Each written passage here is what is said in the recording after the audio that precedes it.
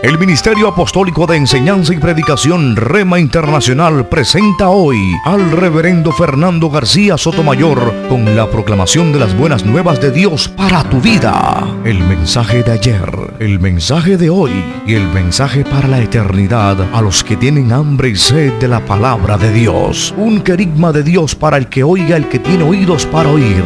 Escucha el dabar del Eterno a las naciones. Ahora es el tiempo para recibir el rema del Espíritu Santo a tu espíritu. Escuchemos con fe la memra del Señor para el alma.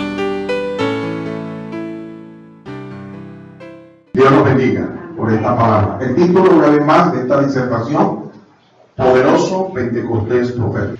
Los profetas de la antigüedad, como por ejemplo este profeta que acabamos de leer, Daniel, Ezequiel, y todos los profetas que Dios envió como portavoces de su palabra, ellos vislumbraron un tiempo en el que la nación de Israel sería restaurada de su estado de miseria espiritual.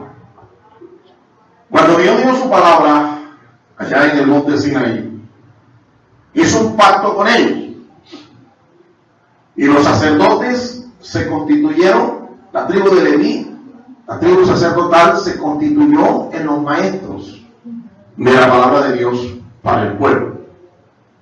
Ellos aprovechaban los tiempos de las festividades para enseñar la palabra al pueblo. Por eso no puede haber una fiesta sencillamente donde haya comelona y más nada, y danza y baile y todas estas cosas, sin que haya instrucción de la palabra de Dios. Tiene que haber enseñanza.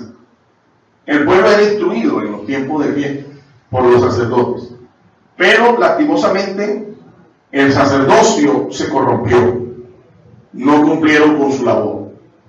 Por eso Dios tuvo que levantar a los profetas, y los profetas tenían la palabra de Dios para que el pueblo se volviera a Dios, se arrepintiera y se volviera.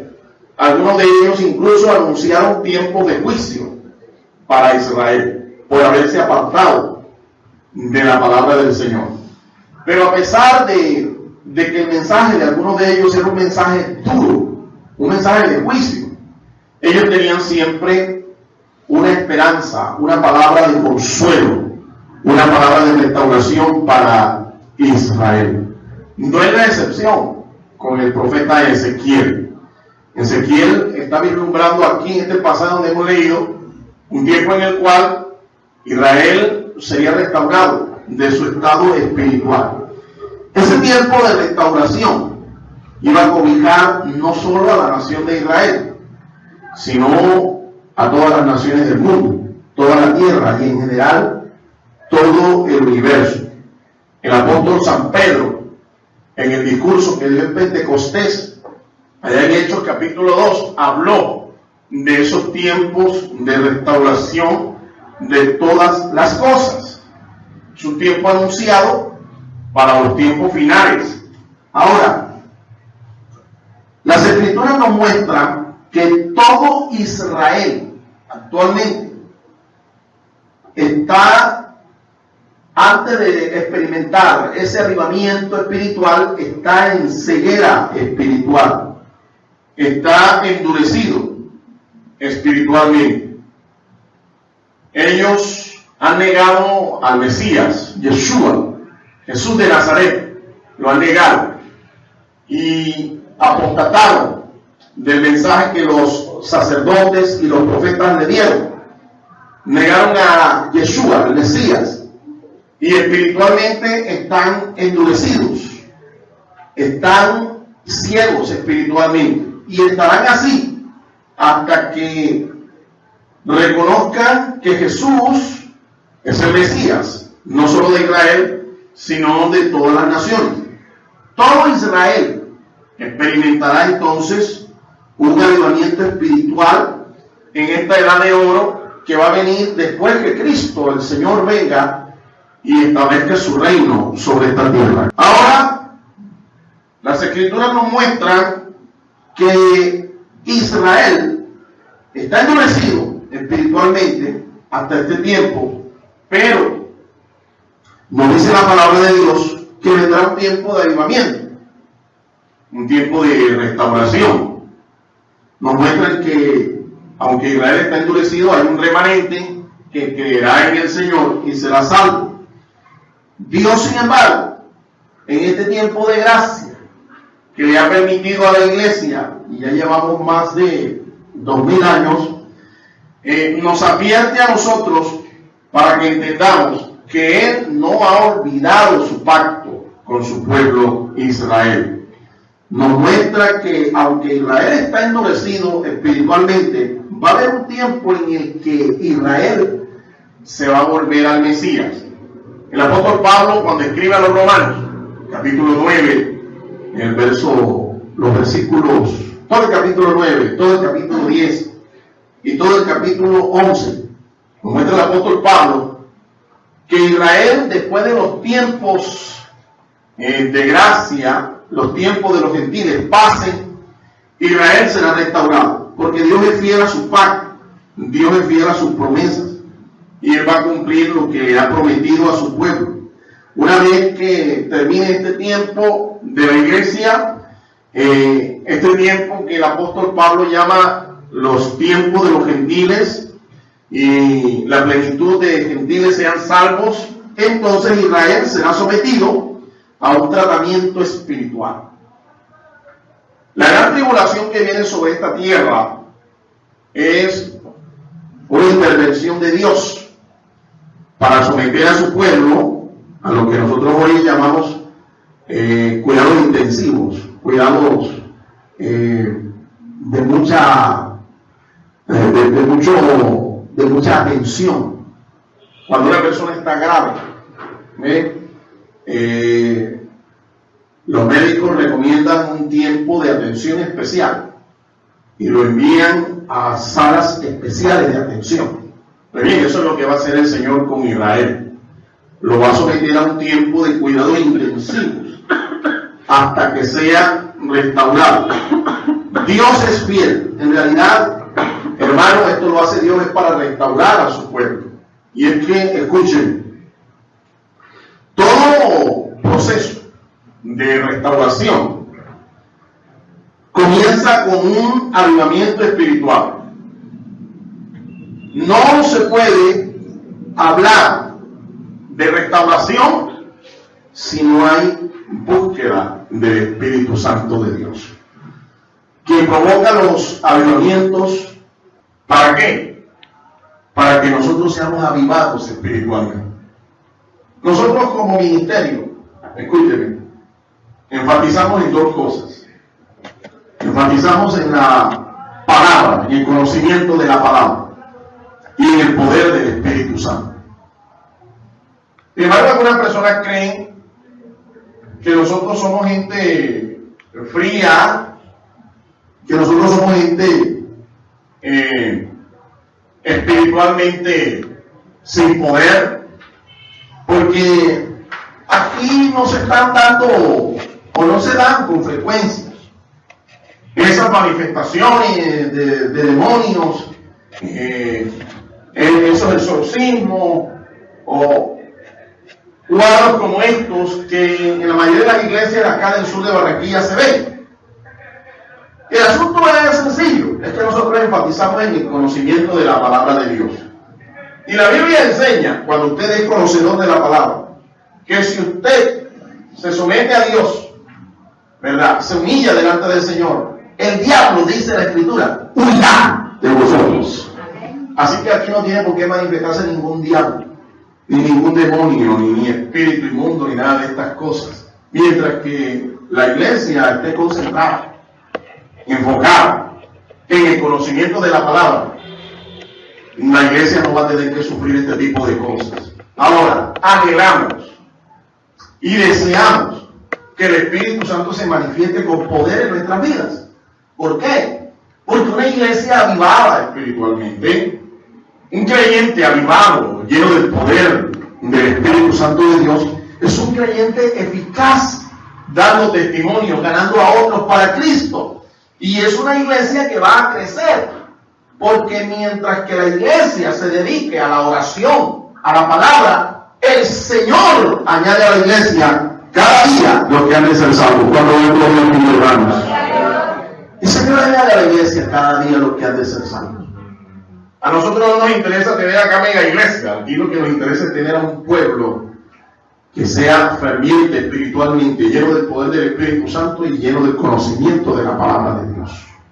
Vamos a aprender entonces de este proceso de restauración del pueblo de Israel, las etapas a través de las cuales Dios va a producir en ellos un avivamiento, porque deseamos también que esta iglesia entre en un tiempo de avivamiento espiritual. ¿Cuántos quieren entrar en ese tiempo de avivamiento espiritual?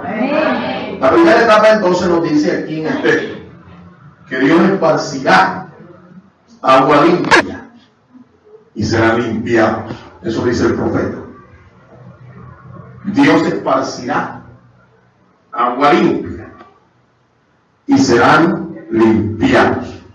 El texto literalmente dice: esparciré sobre vosotros agua limpia y seréis limpiados. Qué interesante. Ezequiel está aquí anunciando un proceso de purificación llevado a cabo por la palabra de Dios. El agua de la cual está hablando allí Ezequiel es un símbolo espiritual de la palabra de Dios. Es iniciativa de Dios entonces, porque Dios quiere tener a un pueblo limpio, un pueblo libre de toda contaminación. Dios quiere tener una iglesia libre de toda contaminación. Cuando Ezequiel habla aquí de contaminaciones espirituales, el profeta se está refiriendo a la práctica común de Israel de adorar ídolos. En otras palabras, lo que hoy nosotros conocemos como idolatría. La idolatría, adoración, culto, tributo, veneración a un ídolo. Lastimosamente, en medio de la iglesia del Señor, aunque usted ve que aquí no hay un ídolo, no hay imágenes, no hay esculturas, sin embargo, lo triste es que muchas veces esos ídolos, aunque no se ven en el templo, no se ven en las paredes de la congregación, sin embargo, en el corazón de muchos creyentes hay muchos ídolos. Hay muchos ídolos. Y esos son los más difíciles de desarraigar. Un ídolo puede constituirse en cualquier cosa que quite el lugar que tiene Dios en tu corazón. Eso puede ser, por ejemplo, una afición a un deporte, una afición a ciertas comidas, o a veces una afición a una persona, ¿sí? O a una diversión. Cuando tú cambias la venida del culto por ver un partido de la Selección Colombia, del Junior de Barranquilla, o del Barcelona, el Real Madrid, cualquiera de estos equipos famosos, cualquiera de estos equipos deportivos, si tú cambias la venida del culto por ver esto, tú tienes un ídolo en tu corazón. Esa afición que tienes, esa pasión que tienes, se ha convertido en tu Dios. Cuando tú cambias la venida del culto por una novela, ¿sí? Sin tetas no hay paraíso. La Selección y cualquier otra entretención, entre comillas, y deja de venir a un servicio en el que te vas a edificar espiritualmente, tengo que decirte que tienes un ídolo en el corazón. Esa afición a esas novelas, a esos programas de televisión, se ha convertido en un ídolo. Y un ídolo que es difícil de desarraigar. Cuando yo me convertí al Señor, yo tenía un ídolo. A pesar de que yo era, entre comillas, piadoso, andaba con más de 17 oraciones en el bolsillo de mi cartera, yo tenía mi afición, tenía mi pasión. Yo practiqué deporte por muchos años, a nivel casi profesional. Jugué fútbol de salón, fútbol sala.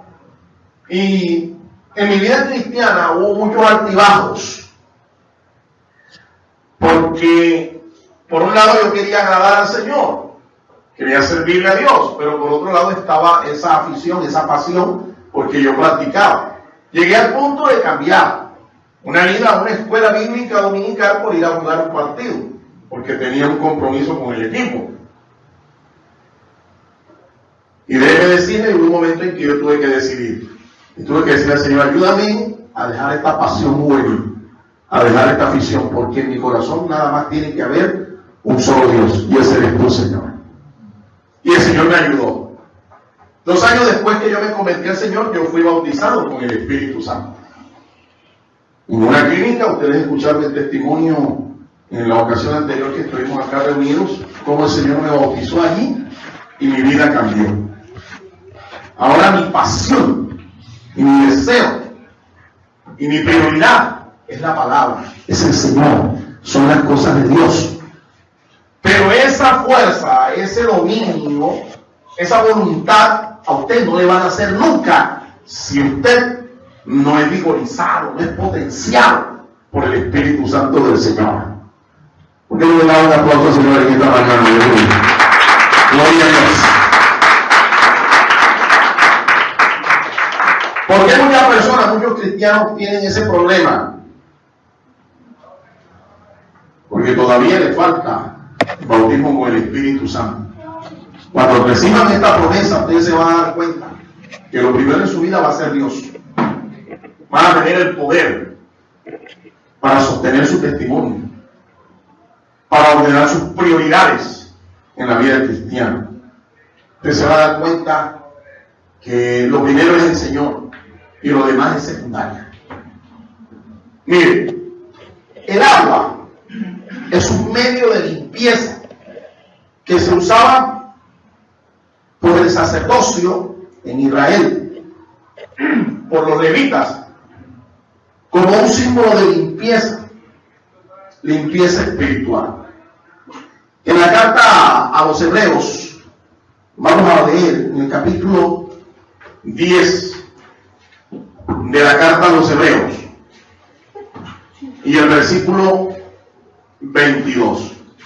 Dice el autor de la carta a los Hebreos: acerquémonos con corazón sincero, en plena certidumbre de fe, purificados los corazones de toda mala conciencia y lavados los cuerpos con agua pura.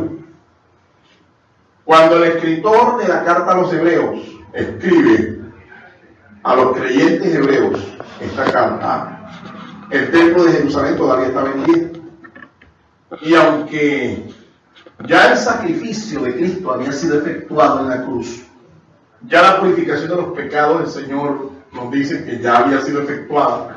Sin embargo, los primeros cristianos, y en especial un grupo de cristianos judíos que se estaban enfriando, se estaban apartando, todavía iban al templo a que los purificaran por medio de un lavamiento con agua.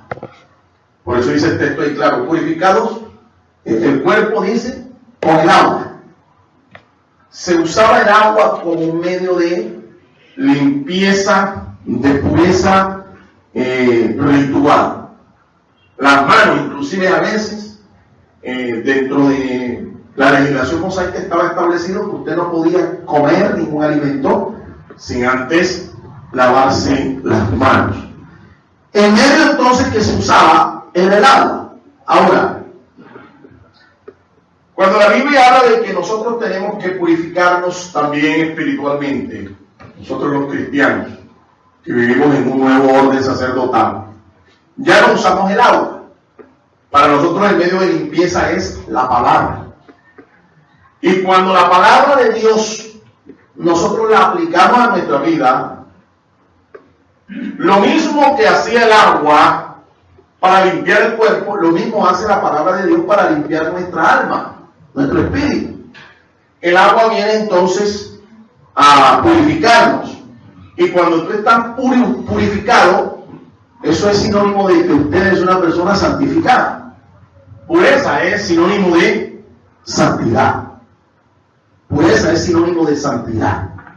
Jesús dijo que los limpios de corazón heredarían el reino, heredarían la tierra. Dijo el Señor, bienaventurados los de limpio corazón, porque ellos heredarán la tierra. ¿Cuánto dan gloria a Dios? Pero también aseguró que por la palabra de Dios nosotros éramos limpios. Ya vosotros, le dijo a sus discípulos, estáis limpios por la palabra que os he hablado. Y cuando él oró al Padre Celestial, oró por sus discípulos, oró por los que habían de creer, por el testimonio de los discípulos, Jesús dijo, santifícalos en tu verdad. Tu palabra es verdad. De modo que para nosotros, lo que nos produce purificación, limpieza, santidad espiritual es la palabra. De aquí nosotros podemos aprender algunas cosas que son prácticas. Dios siempre va a buscar y va a promover la santidad en sus hijos, porque Dios es santo. Y Él va a promover en nosotros también la santidad. La santidad no se promueve por una iniciativa del ser humano. Nadie es santo porque se proponga ser santo. Una persona llega a ser santa cuando Dios es el que la ha santificado. Ahora, Dios siempre va a proveer los medios para la purificación. Dios siempre los va a proveer. En la antigüedad fue el agua, pero también se usaba cosas como por ejemplo el aceite de oliva. Se usaba la sangre de algunos animales para hacer expiación, para hacer purificación espiritual. Agua, sangre y aceite. Estos eran los símbolos de un medio espiritual que en el presente es el que se aplica para la iglesia. Para que una iglesia sea santa, lo que Dios provee es, dijimos primeramente, la palabra, su palabra, pero también ha sido provista la sangre de Jesucristo. Es decir, el sacrificio de Cristo. Esto hay que entenderlo. Por la radio, por la televisión, por la internet. Estoy tratando de que el pueblo del Señor, aquellos que nos escuchan, que nos ven, entiendan. Cuando uno dice, la sangre de Cristo tiene poder, eso no es para hacer usar esa frase como si esto fuera un conjuro o algo así, una especie de fetiche o algo así. No. Hay que entender, cuando nosotros decimos hay poder en la sangre de Cristo, o la sangre de Cristo tiene poder, lo que nosotros estamos evocando es el sacrificio de Cristo, los beneficios que para nosotros representa el que Cristo haya muerto en una cruz. Todo lo que se desprende de ese sacrificio en la cruz del Calvario, eso es lo que significa la frase o expresión, hay poder en la sangre de Cristo. ¿Cuánto creen que hay poder en la sangre de Cristo? Es lo que deben entender. Es el sacrificio que el Señor hizo. No es su sangre, porque nosotros no la vimos ni siquiera, ni aquí está conservada. ¿Dónde está la sangre? A ver si me hago una transfusión. No. Estamos refiriéndonos a una frase que es simbólica, que nos habla de los beneficios del sacrificio de nuestro Señor en la cruz. Y el aceite del cual estamos hablando, que también usaban los sacerdotes, es un símbolo de la presencia, del poder, de la unción del Espíritu Santo. Así que cuando se habla de unción, se habla de poder, se habla de presencia. ¿Presencia de quién? Del Espíritu Santo de Dios. Estas vienen a ser entonces las realidades presentes para nosotros. Si una persona quiere ser santa, un cristiano quiere santificarse, con esto es que lo puede hacer. ¿Cuántos dan gloria al Señor, hermanos? Ahora, otra cosa que podemos aprender es que sin santidad, dice la Escritura, nadie verá al Señor. Sin santidad, nadie verá al Señor. Así que una persona puede manifestar cualquiera de las manifestaciones o dones o carismas del Espíritu. Pero si la persona no tiene santidad, no tiene el carácter de Cristo, esa persona con dones y todo se va para el infierno.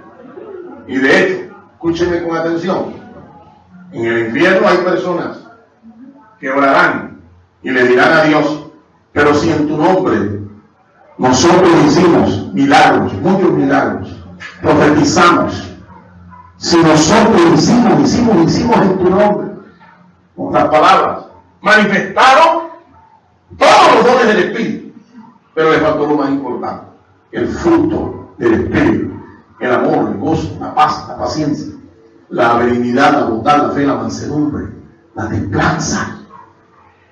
Y el Señor dice bien claro que nosotros vamos a ser conocidos y vamos a ser salvos. Es por los frutos. Por sus frutos los conoceréis. ¿Cuánto da gloria al Señor? Entonces esto es lo que hay que buscar, porque este es el carácter de Cristo en nosotros. Esto es lo que nos identifica verdaderamente como hijos de Dios. Número 2. En el proceso que el Señor aplicará a Israel para su purificación final, su restauración final, está involucrado el hecho de que Dios va a crear un corazón nuevo. Ahora mismo dijimos que los israelitas están endurecidos, están enceguecidos en parte. Tienen un corazón de piedra. Miren, muchos judíos ven a los cristianos y sienten ira, sienten rabia y menosprecian. Algunos lo hacen disimuladamente, otros lo hacen abiertamente. Desprecian a los cristianos. ¿Por qué razón? Porque aunque ellos dicen que creen en el Dios de Abraham, de Isaac, de Jacob, el mismo Dios en el que nosotros creemos, sin embargo ellos tienen un corazón de piedra. Por eso el Señor tiene que cambiarles ese corazón. El Señor dice: os daré corazón nuevo. Así dice Ezequiel. Ahora, para tener un corazón nuevo, hay que remover el antiguo corazón de piedra. Ese corazón insensible, endurecido por causa del pecado. En el nuevo nacimiento que nosotros experimentamos, se recibe una nueva naturaleza, regenerada espiritualmente. Recibimos una mente nueva, un corazón sano. Por eso muchos, cuando ven a cualquiera de ustedes que se ha convertido genuinamente al Señor, que han experimentado el nuevo nacimiento, ¿saben lo que le dicen sus amigos inconversos, sus vecinos, familiares inconversos a veces? Oye, ¿a ti cómo que te lavaron la mente ahí? ¿No se los han dicho? ¿Lavaron la mente? ¿No te han dicho, no, Álvaro? Oye, ¿a ti cómo que te lavaron la mente? Nosotros podemos decir no solo la mente, el corazón también del Señor me lo ha lavado. Alabado sea el nombre del Señor. Tenemos una nueva mentalidad, un nuevo corazón, un corazón sano, un corazón sensible.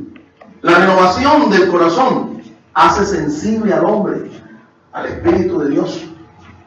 En la medida en que el hombre se aleja de Dios, ¿sabe lo que pasa? Su corazón se hace insensible, se endurece, se cauteriza, su conciencia se ennegrece y cada vez más se aleja de Dios y se animaliza. Óigame, hay gente que usted la ve por allí andando por la calle en dos piernas y lo único que le falta es andar en cuatro patas como cualquier animal, porque su conducta es la de una bestia salvaje, un animal, en su casa, en su familia, en la calle, en el trabajo, en el colegio. Son unos animales, ofenden inclusive a los animales, porque muchos animales tienen hasta modales, los domestican y tienen modales y son mejores que ellos. Hablan y parecen animales hablando. Es que el hombre, cuando se aleja de Dios, se vuelve peor que una bestia, pero cuando se acerca a Dios, el hombre se hace sensible, se hace un ser espiritual. ¿Cuántos dan gloria al Señor? Mira, la renovación entonces nos hace sensibles a las cosas de Dios. Ahora, la Biblia muestra que cuando Dios mudó el corazón del primer rey de Israel, el rey Saúl, este hombre fue un hombre cambiado, Dios lo cambió. Y es igual lo que pasa en nosotros. San Pablo dice, de modo que si alguno está en Cristo, nueva criatura es. Las cosas viejas pasaron, todas van siendo hechas nuevas. Dale un aplauso al Señor por eso, hermano. Porque nosotros hemos sido cambiados. Y eso no lo ha hecho ninguna religión. Eso no lo ha hecho ninguna persona humana, ninguna institución. Eso lo ha hecho Dios por medio de su Espíritu Santo. Algunas cosas prácticas que podemos aprender de esta fase del proceso de restauración de Israel, en el cual Dios va a crear en ellos un corazón nuevo. Mira, la única forma de tener un corazón nuevo, la única forma es por medio del poder del Espíritu Santo. Es la única forma. Nacer de nuevo es nacer del Espíritu. Eso es nacer de nuevo. Cuando nosotros somos regenerados, automáticamente venimos a ser templo del Espíritu Santo.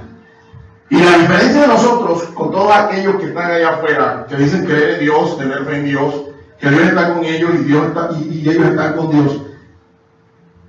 La diferencia entre esa mera confesión de labios y nosotros es que en nosotros habita el Espíritu Santo.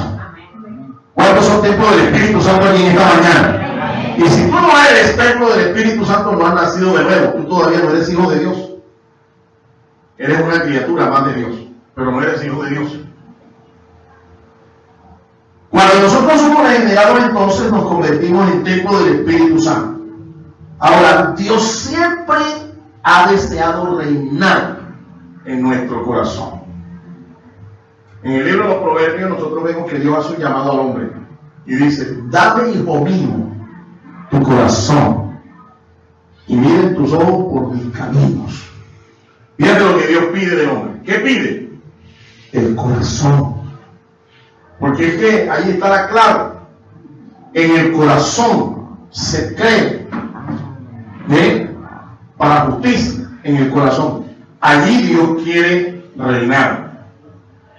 A Dios entonces hay que entregarle nuestro corazón. El corazón del cual estamos hablando no es el corazón físico. Estamos hablando del centro de nuestras emociones. Ahí donde tú amas. Ahí donde tú aborreces, donde tú deseas. Allí en el alma. Alma, corazón es lo mismo, hablando en términos espirituales. En tercer lugar, en el proceso, Dios derramará su espíritu. Ezequiel dice: pondré dentro de vosotros mi espíritu, dice Ezequiel. Ahora, un espíritu nuevo va a vivificar a la nación israelita. Un espíritu nuevo. ¿Qué espíritu es ese? El Espíritu de Dios. Cuando Dios derrame el Espíritu Santo en ellos, Ezequiel ve eso como una resurrección, y lo ve en una visión. Un valle lleno de huesos secos de muertos. Y el Señor llama al profeta y le dice: ¿qué ves? Y le dice: yo lo que veo es puro muerto. Un valle seco lleno de huesos de muertos por todas partes. Parecía que era un valle como que fue antiguamente un cementerio. Y el Señor le dice a Ezequiel: profetiza sobre ellos y di al Espíritu, sopla. Y dice que el profeta lo comenzó a hacer. Y cuando el profeta lo comenzó a hacer, los huesos de poco de esqueletos ahí que estaban regados comenzaron a tomar carne y a formarse cuerpos físicos. Y después que ya los vio con cuerpo físico, el profeta recibe la orden de Dios de profetizar y de soplar en ellos el Espíritu. Y Dios sopla sobre ellos el Espíritu. Esto nos está hablando de dos cosas. Uno, la restauración física, social, cultural y económica que Israel iba a experimentar. Y eso empezó en el año 1948, cuando las Naciones Unidas dio el voto a favor para que Israel volviera a su tierra. Año 1948, Israel estuvo errante por más de 20 siglos en la tierra, sin un lugar donde habitar. De ahí la frase, oye, tú pareces un judío errante.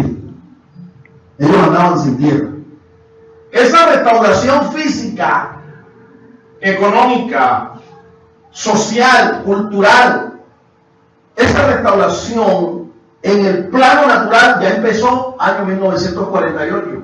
En menos de 70 años esta nación es potencia mundial. Pero falta la más importante. La segunda, cuando el profeta sopla en ellos el espíritu, es la restauración espiritual. Israel va a ser renovado espiritualmente, y esto va a suceder cuando el Señor Jesucristo venga por segunda vez con la iglesia a reinar, a establecer su reino sobre esta tierra. Justo antes que el Señor venga y establezca el reino, Israel va a estar amenazado. El anticristo, con sus ejércitos, va a sitiar a la ciudad de Jerusalén y la va a tratar de destruir, y cuando esté a punto de hacerlo, viene el Mesías, viene el Señor, y el pueblo de Dios dirá: Baruch Hashem Adonai, bendito el que viene en el nombre del Señor. Aleluya. Y esa nación nacerá espiritualmente un día para Dios. Todo el que crea que Él es el Mesías va a ser renovado espiritualmente. Esa renovación espiritual la va a provocar el Espíritu Santo. Él vivificará a la nación israelita, según Ezequiel 37, usted lo puede leer en su casa. Ahora, la promesa de Dios dada a Israel es cumplida parcialmente en la iglesia. La fiesta que nosotros vamos a celebrar, Shavuot, fiesta de las semanas, fiesta de la cosecha, esa fiesta se hacía en Israel 50 días después de la Pascua. Se hace actualmente. ¿Ellos qué celebran? Celebran la entrega de la Torá, los mandamientos dados por el Señor a Moisés allá en el monte Sinaí. Es decir, la entrega de la palabra. Pero resulta que en una fiesta de estas, según el libro de los Hechos, en el capítulo 2, el Señor envió sobre ellos el Espíritu Santo, la promesa del Padre. 120 discípulos que estaban allí reunidos en el aposento alto, ellos fueron obedientes, estaban unánimes en oración, y de repente sopló como un viento recio, un huracán. La tierra tembló. Ellos estaban sentados y sobre ellos se aparecieron lenguas como de fuego, y comenzaron a profetizar y a hablar los misterios de Dios en otras lenguas. Ese día, la promesa de restauración de Israel comenzó en la iglesia. La iglesia fue constituida originalmente, desde el principio, por judíos. Los 120 que estaban reunidos allá eran discípulos de Jesús, eran judíos. Luego, con la predicación del apóstol Pedro en la casa de Cornelio y la del apóstol Pablo en sus viajes misioneros, es cuando la iglesia comienza a recibir a los gentiles conforme al propósito de Dios. Pero escúchenme, esa promesa de restauración empieza en la iglesia y los profetas lo ven como un cumplimiento parcial. Esa promesa se va a cumplir totalmente cuando el Señor establezca su reino aquí en esta tierra. Nosotros viviremos una plenitud espiritual como nunca antes la hemos vivido. La promesa se ha empezado entonces a cumplir parcialmente desde Pentecostés hasta nuestros días, y se va a cumplir en su totalidad en el reino milenial. El día de Pentecostés, como dijimos, esos 120 discípulos recibieron la llenura del Espíritu. Ellos y los que estaban allí perseverando, incluyendo a María, la madre de Jesús, ellos fueron llenos. Ellos eran, por así decirlo, los primeros frutos de la cosecha de hijos espirituales de Dios. Los primeros frutos, las primicias, los nacidos allí espiritualmente de nuevo y llenos del poder del Espíritu Santo. Ellos fueron nacidos de nuevo con el propósito de anunciar la vida nueva en Cristo al mundo que estaba muerto en delitos y pecados. Pero predicó ese día y dijo que era la profecía de Joel, capítulo 2, verso 28 al 32, que se estaba cumpliendo. La profecía de Ezequiel, lo que los profetas habían anunciado anteriormente. Allí se estaba dando un cumplimiento parcial en el día de Pentecostés. Quiero que entiendan que eso fue parcial. Eso no fue, eso no es la plenitud de lo que Dios tiene para nosotros. Lo que Dios tiene para nosotros todavía es más grande. Cuando nos habló el Señor, y los profetas lo vieron como una lluvia temprana. Falta todavía la lluvia tardía. Hay más todavía. ¿Cuántos dan gloria a Dios? ¿Cuántos quieren más de Dios? Hay más. Mira, la vida espiritual comienza entonces cuando el Espíritu de Dios toma el lugar que tiene que tomar en nuestras vidas. Cuando el Espíritu toma su lugar en nuestras vidas, ahí comienza la vida espiritual. Mientras tanto, estamos muertos en delitos y pecados, o vivimos vidas tibias espiritualmente. Al restaurar Dios al hombre, cuando Dios restaura al hombre, lo hace integralmente: espíritu, alma y cuerpo. Aún nuestras familias, si están destruidas, el Señor las puede restaurar. Nuestros hogares, nuestras finanzas, nuestras relaciones, Dios puede restaurar todo eso. No solo se trata de una restauración espiritual, sino completa, integral. Y número 4, en el proceso, dice Ezequiel, Dios pondrá la plenitud de su espíritu. No solo en Israel, sino en toda su iglesia también. En nosotros. Esa plenitud del Espíritu de Dios en nosotros trae consigo las siguientes bendiciones. Número 1, el deseo de estar con Dios. ¿Sí? El deseo de andar en sus estatutos, en sus preceptos. Mientras que nosotros no tengamos al Espíritu Santo en nosotros, esa llenura espiritual, nosotros no vamos a desear andar en los caminos del Señor. Nosotros no vamos a desear por nosotros mismos, por nuestra naturaleza, no vamos a desear obedecer la palabra de Dios.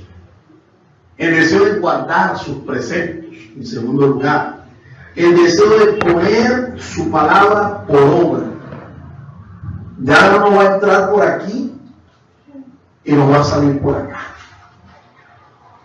A esos creyentes, yo le llamo creyentes con oído de camaleón. El camaleón tiene oído de tubo. Le entra la brisa por aquí y le sale por acá.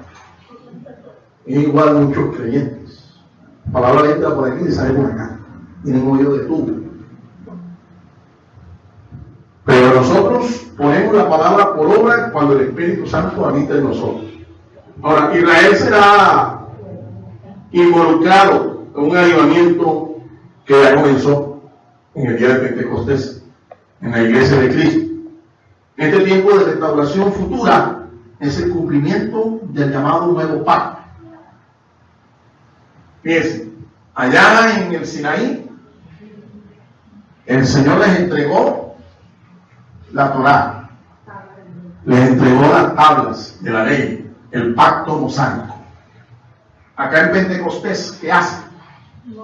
Esa palabra, ahora el Señor no la va a escribir en tablas de piedra, sino que la va a escribir ¿en dónde? En el corazón, por el Espíritu Santo. Y ese qué maravilloso es el Señor. Entonces nuestra fe es plena, es completa, cuando tenemos palabra y tenemos también poder del Espíritu Santo. No somos creyentes del antiguo pacto, somos creyentes del nuevo pacto. Y nuestra fe debe ser una fe completa. Eso es lo que se celebra en Pentecostés. Eso es lo que se celebra en Shavuot. El cumplimiento de un nuevo pacto El Espíritu Santo derramado para que la palabra sea escrita por el Espíritu Santo en nuestros corazones. Este tiempo de restauración entonces comenzó allá, con una lluvia temprana, pero tendrá su pleno cumplimiento cuando venga sobre Israel como lluvia tardía. Mira lo que dice el apóstol Pablo. Con este texto vamos a terminar. Romanos capítulo 11, versículo 25. Romanos capítulo 11, versículo 25. Amén. Dice así la palabra. Romanos 11, 25. Porque no quiero, hermanos, dice el apóstol Pablo, que ignoréis este misterio, para que no seáis arrogantes en cuanto a vosotros mismos, que ha acontecido a Israel endurecimiento en parte, hasta que haya entrado la plenitud de los gentiles. Verso 26. Y luego, dice, todo Israel será salvo, como está escrito. Vendrá de Sión el libertador, que apartará de Jacob la impiedad. Y este será mi pacto con ellos, cuando yo quite sus pecados. Amén. Todo Israel será salvo, pero todo el Israel que crea que Jesús es el Mesías. Amén. ¿Cuánto más gloria al Señor, hermanos? Dios es un Dios de pactos y será fiel a lo que ha prometido a su pueblo. Quiero concluir en esta hora diciéndoles: hay un gran paquete entonces de bendiciones que Dios tiene para su pueblo. En él están involucrados los jóvenes y todo su pueblo, los ancianos. ¿Sí? El profeta Joel, hablando, dijo: de este tiempo profetizarán vuestros hijos e hijas, vuestros jóvenes, dicen, verán visiones, los ancianos, dicen, soñarán sueños, verán visiones. Dios desea llenarnos con su Espíritu Santo, hermano, a los jóvenes, a los ancianos, pero para eso tiene que haber un proceso de purificación, de limpieza, de restauración. No solo los jóvenes, todo el pueblo está llamado a comprometerse con la santidad de Dios, para luego andar en el poder de Dios, como hijos llenos de su espíritu, como hijos amados. Así lo hizo Daniel, así lo hizo Ezequiel, así lo hicieron los siervos de Dios, lo hizo José y muchos otros que sirvieron a Dios. Ellos andaron en santidad, en pureza, y por eso vieron el poder del Espíritu de Dios en sus vidas. Así que es imprescindible que nosotros vivamos en santidad. Esa es la condición para ver el poder de Dios en nosotros. Vamos a decirle al Espíritu Santo, póngase de pie. Vamos a decirle al Espíritu de Dios que limpie nuestras vidas, que nos santifique. Así como el fuego quema todo lo que abrace a su paso, ¿verdad? Que brote de nosotros esos ríos de agua viva, como dijo el Señor Jesús, que brotarían de nosotros esos ríos de agua viva, hablando del Espíritu Santo, que queme con su fuego todo pecado y que nos llene de fervor espiritual para vivir en santidad. El Ministerio Apostólico Rema Internacional pone a disposición esta predicación. Ofrecemos ministración a simposios, seminarios, campañas evangelísticas, educación globalizada sana y de carácter interdenominacional. Escríbanos a ministerioremainternacional@gmail.com o llámenos al celular 316-270-7181.